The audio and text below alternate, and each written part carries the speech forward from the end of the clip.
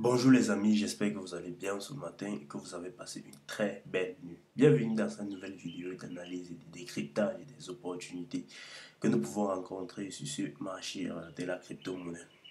C'est vrai que nous avons commencé hier sur un très mauvais pied, mais aujourd'hui ce matin, bon, on peut observer une certaine reprise, vous voyez un peu, avec des projets comme Fatcoin qui enregistrent pratiquement une performance de 44% ce matin. Ouais, c'est juste magnifique pour ce projet-là.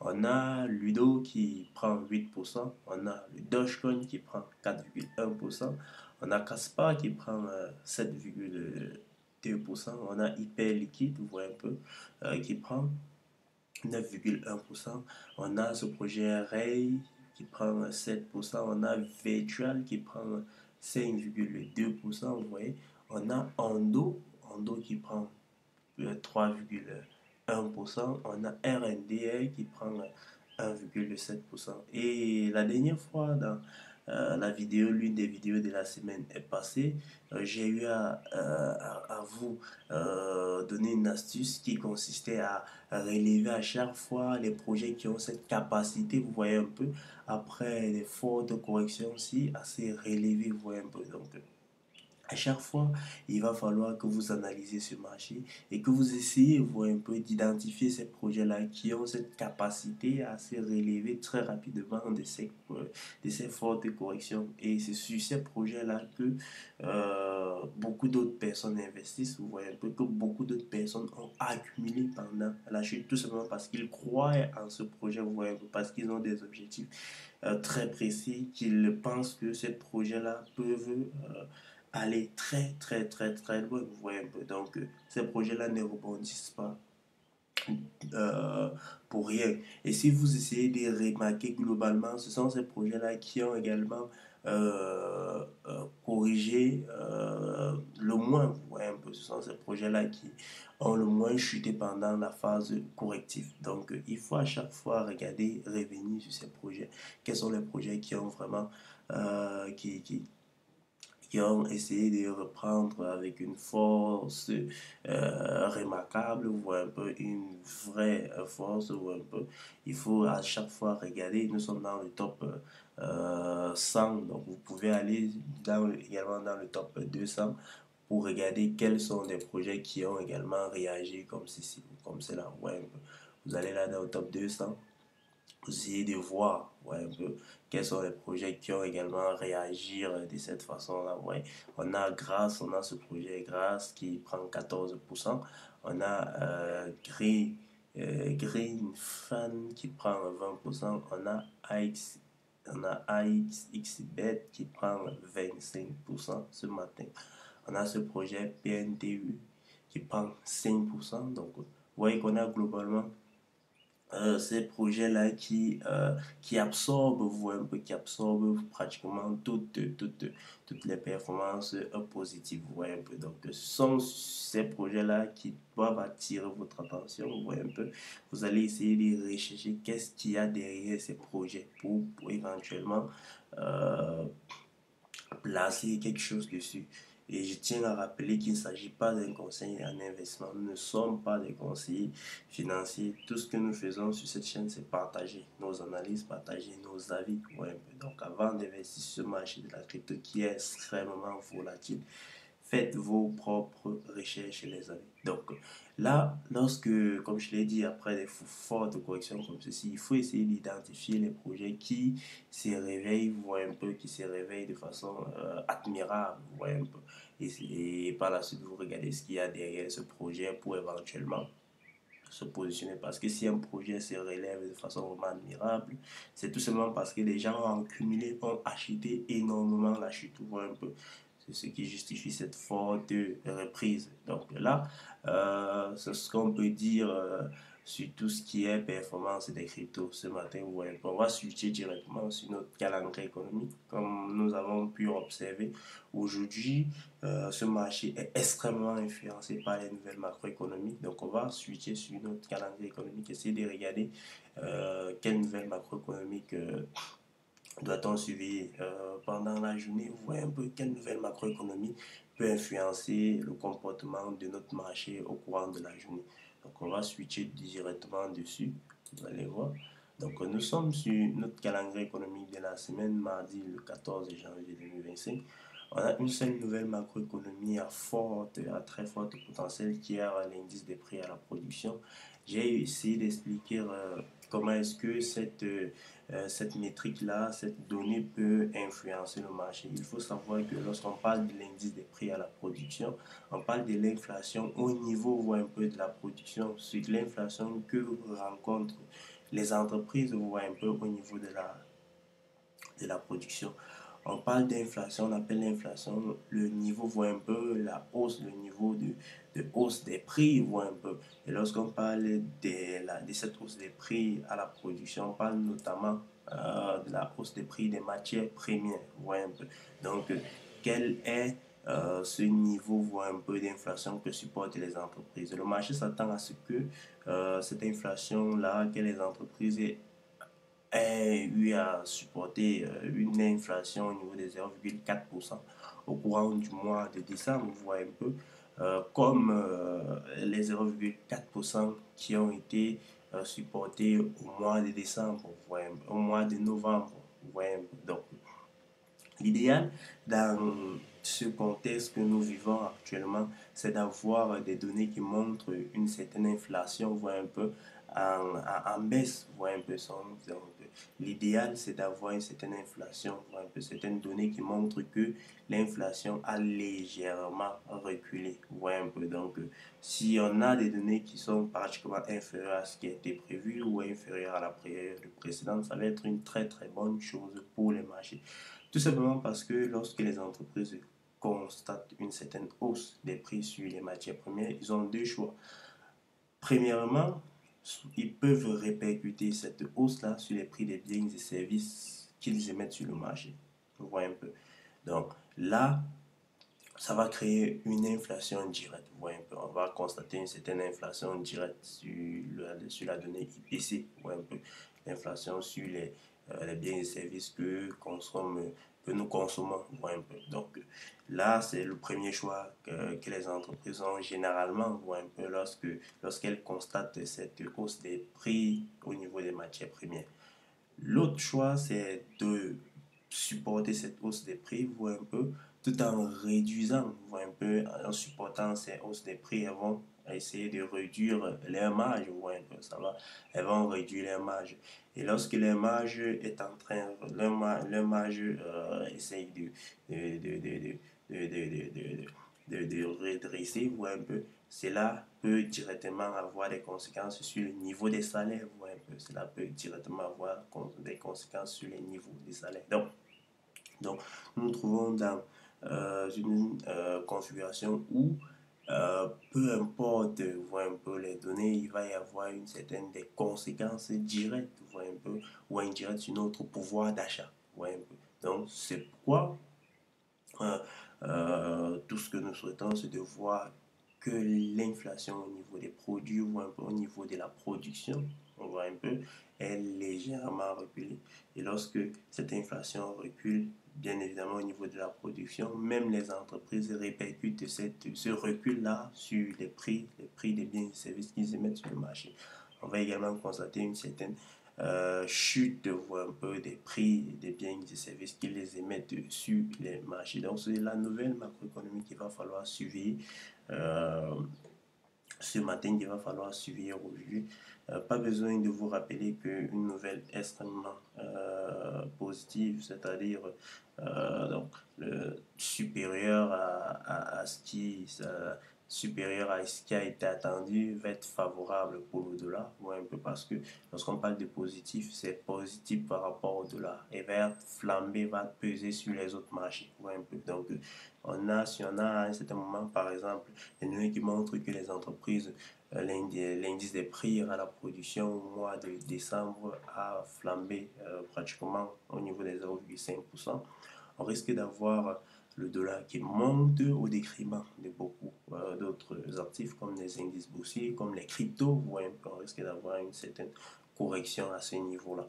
Mais dans le cas contraire, les données qui montrent, qui vont montrer peut-être un certain recul de l'inflation, voire un peu au niveau de la production, va peser sur le dollar et à un certain moment contribuer à une petite reprise, voire un peu au niveau de ces indices boursiers et éventuellement sur le marché de la crypto, voire un peu. Donc là, c'est la seule nouvelle macroéconomique qu'il va falloir suivre de très très près aujourd'hui, voire un peu. Elle sera publiée à 14h30. Donc, on va switcher directement sur tout ce qui est technique, comme d'habitude, en commençant par notre analyse sur notre ami BTC. Vous voyez. Donc, là, on a eu à partager déjà cette analyse à plusieurs reprises. Vous voyez, on a eu cette structure haussière, un peu, qui nous a mené jusqu'aux 108 000 dollars. Et par la suite, on connaît cette forte correction aussi. Ouais, on a connu cette forte correction et on est entré dans cette structure d'accumulation. Ouais, un peu. Donc, à chaque fois, ouais, à chaque fois, on crée des petits pièges pour essayer d'exécuter un certain nombre de personnes. Et comme vous le savez, derrière des résistances et des supports, il y a extrêmement d'ordre. Et généralement, pour que le marché puisse continuer à évoluer ou un peu, a besoin à un certain moment de liquidité de la contrepartie ou un peu. Donc, si le marché a extrêmement besoin de chuter comme ceci, parce que vous le savez, derrière la résistance, il y a extrêmement d'ordre acheteuse ou un peu. Il y a extrêmement d'ordre. Il y a des personnes qui anticipent que okay, la cassure de résistance constitue une opportunité d'achat. C'est pourquoi ils vont placer plusieurs ordres derrière la résistance, comme ceci, vous voyez un peu plusieurs ordres à ce niveau.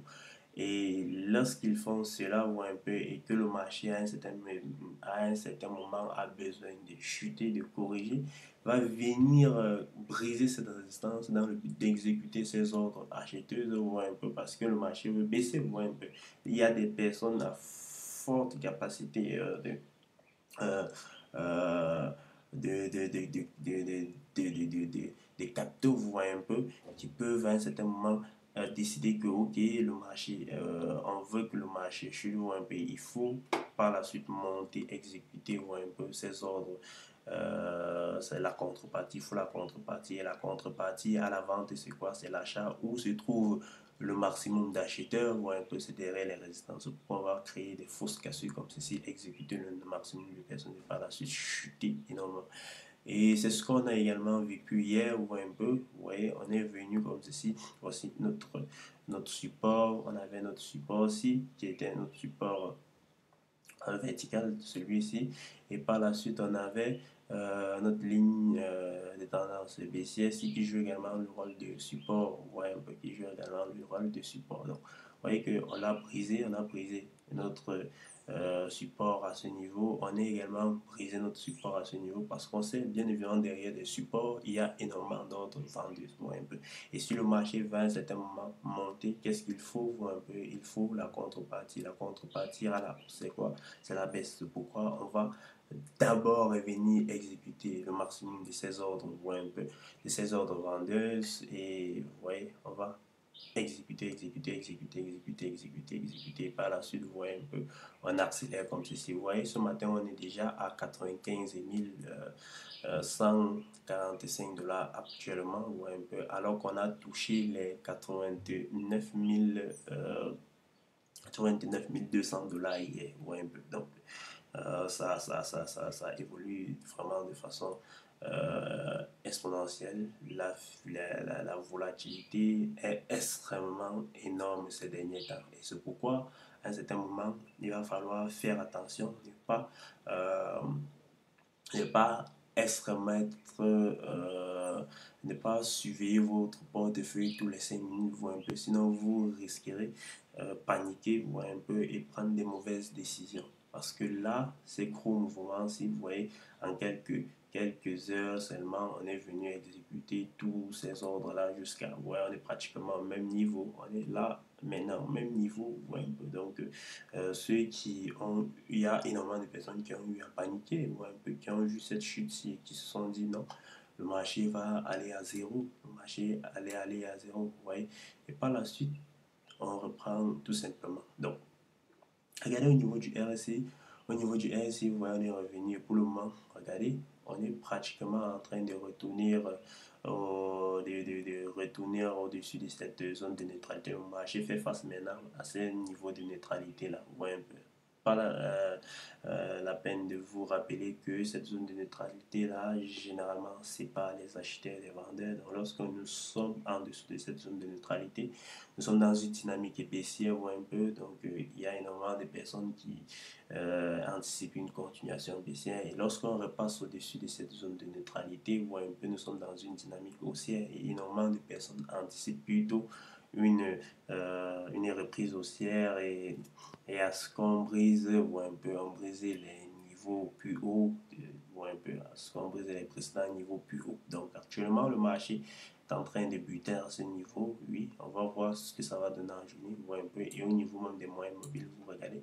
Le marché est également en train de buter à ce niveau, au niveau des moyennes mobiles. Donc on verra bien ce qui va donner à la fin de l'année. Mais nous restons clairs que nous anticipons toujours cette reprise comme ceci, ou un peu plus loin. Nous savons que nous sommes dans cette structure et nous sommes revenus tester ce dernier plus bas et nous nous attendons bien évidemment avec toute cette liquidité que le marché a eu à prendre à ce niveau que voit un peu, qu'on constate vraiment cette forte hausse, voit un peu. Donc là, c'est ce qu'on peut dire sur tout ce qui est BTC, voit un peu.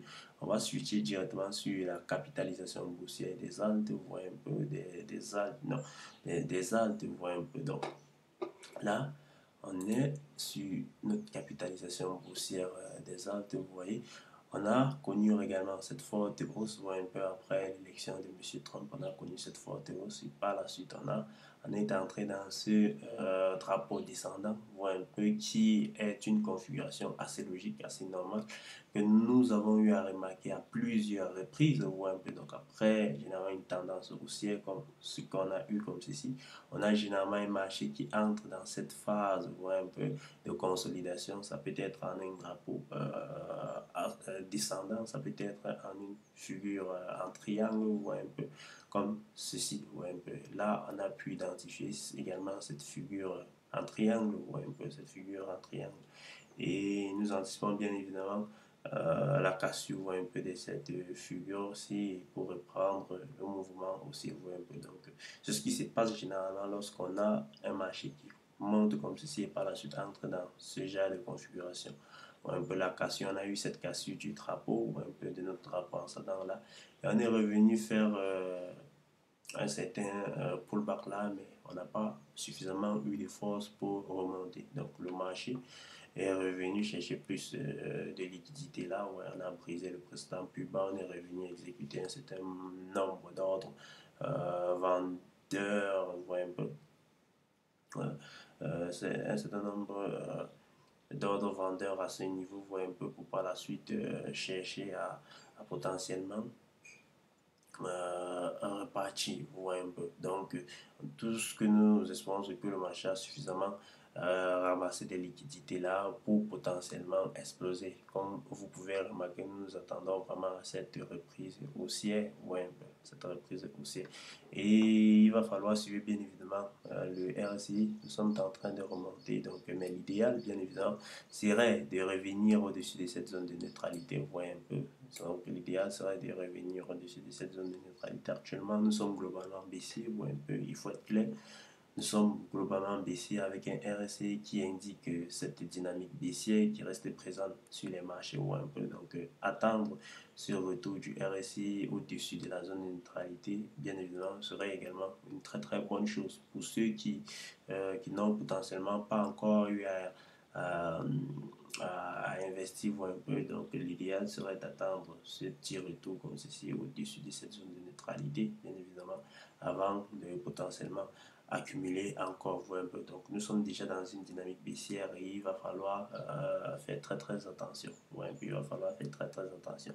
Ces chutes-ci là peuvent aller encore très très très très très loin, un peu. Donc attendez vraiment, voir, vous confirmer que ok, on est passé vraiment, on est sorti de cette dynamique baissière et qu'on est ressorti de ce triangle parce qu'on a un certain triangle, un peu descendance, toujours sous forme de drapeau qui s'est formé là. Donc si on brise comme ceci, on sort de ce triangle ici, bien évidemment ça va constituer plutôt un signal haussier, voit un peu, et là, on va potentiellement pouvoir prendre plus de force, peut-être sur ce niveau-ci, un pullback sur ce niveau-ci, et créer des nouveaux pieux et accélérer par la suite. Donc, là, c'est tout ce qu'on peut dire sur tout ce qui est capitalisation boursière des AL. Vous voyez un peu ça, c'est le Total 3 qui est cette capitalisation boursière qui exclut le top 10. Vous voyez un peu le top 10, vous allez en top 10 du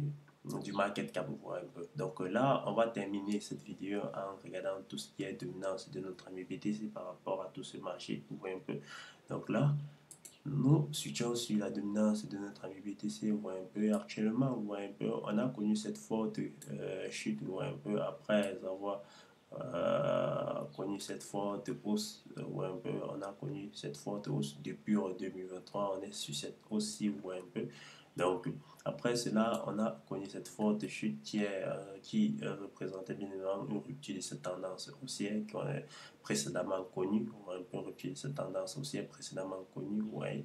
Et pour le moment, on est entré dans cette configuration en drapeau ascendant plutôt. Donc, il faut savoir que dans une tendance haussière, l'idéal, c'est généralement lors des corrections, c'est de connaître peut-être des configurations en drapeau dans une tendance haussière en drapeau descendant, dans une tendance baissière en drapeau ascendant. Ouais. Donc, là, nous sommes dans une tendance baissière déjà. Vous voyez, on a une certaine correction, vous voyez un peu, je dirais une certaine correction en drapeau, vous voyez un peu, en drapeau ascendant. Et nous attendons bien évidemment à ce que ce dernier plus haut ne soit pas brisé. Vous voyez un peu, c'est pourquoi nous avons chibé, vous voyez, cette structure haussière, nous avons chibé, nous avons pris la dernière bougie haussière avant l'inclinaison du mouvement, avant la chute du mouvement. Et nous nous anticipons à ce que nous nous attendons vraiment à ce que le marché revienne comme ci. Donc, nous attendons à ce que la dominance du BTC explose peut-être jusqu'au 59% ces jours-ci, les jours à venir, ou un peu avant de potentiellement chuter ou un peu et de briser cette structure ou un peu et de briser cette structure. Et vous allez également remarquer que nous entrons là, déjà à ce niveau, nous entrons là dans une configuration en triangle rectangle ou un peu où bien évidemment, la base va servir de résistance et l'hypoténuse va servir de support un peu. Et la cassure de l'un de ces niveaux va vraiment permettre soit de rupture de cette tendance, mini-tendance haussière, soit d'accélération, de continuation de cette mini-tendance haussière. Ouais, donc nous nous attendons globalement à ceci, ouais, un peu, parce qu'on est un mouvement comme ceci, une chute de cette dominance, parce qu'il faut savoir que on ne peut avoir dans le saison sans avoir vraiment cette correction, cette chute de la dominance du BTC. Ouais, un peu. Et qui parle de chute de la dominance du BTC ne parle pas forcément d'une chute du BTC. Ouais, un peu. Non, on peut avoir un BTC qui reste pratiquement au même niveau ou qui, au moment de, ouais, un peu, qui connaît une faible hausse ou un peu au profit des AL pendant ce temps les Alpes qui connaissent vraiment une montée exceptionnelle ou un peu une montée exceptionnelle. Donc, c'est pas, lorsqu'on parle de la chute de la dominance du BTC, c'est pas pour dire que le BTC va forcément chuter, non. C'est généralement pour dire que les Alpes vont superformer le BTC pendant cette période. Ouais, donc, si le BTC prend peut-être 1%, on va avoir des Alpes qui vont prendre du 25, du 15, du 50%, voire un peu. Donc, les amis, c'est ce que nous avons voulu partager avec vous ce matin. J'espère que vous avez aimé la vidéo. Si c'est le cas, sachez, vous savez tout ce qu'il faut faire, liker la vidéo. Vous le savez déjà, il n'y a aucun sponsor derrière cette chaîne. Nous avons choisi d'être indépendants, voire un peu, de partager des choses sans tenir compte, voire un peu, de la vie de certaines personnes. Vous voyez un peu, c'est pourquoi nous sommes transparents avec vous à 100%. Vous voyez un peu, vous êtes notre plus grande motivation. Likez cette vidéo, abonnez-vous les amis, abonnez-vous à notre chaîne. Sachez que nous partageons ces vidéos chaque jour. Vous voyez un peu, chaque jour nous partageons ces vidéos et nous revenons parfois même avec 2 vidéos par jour lorsqu'il y a des nouvelles macroéconomiques que nous trouvons importantes un peu à décrypter à la fin de la journée. Donc les amis, d'ici à là, je vous souhaite de passer une très très bonne journée. Il y a tous nos liens en description de la vidéo, la chaîne WhatsApp de notre académie, le site de notre académie, notre page Facebook, notre compte Twitter. Donc il y a tous les liens en dessous de cette vidéo. Donc les amis, à demain pour une nouvelle vidéo ou à ce soir pour potentiellement décrypter la nouvelle sur l'IPC, donc l'indice des prix, plutôt l'IPP, l'indice des prix à la production. Donc les amis, à très bientôt.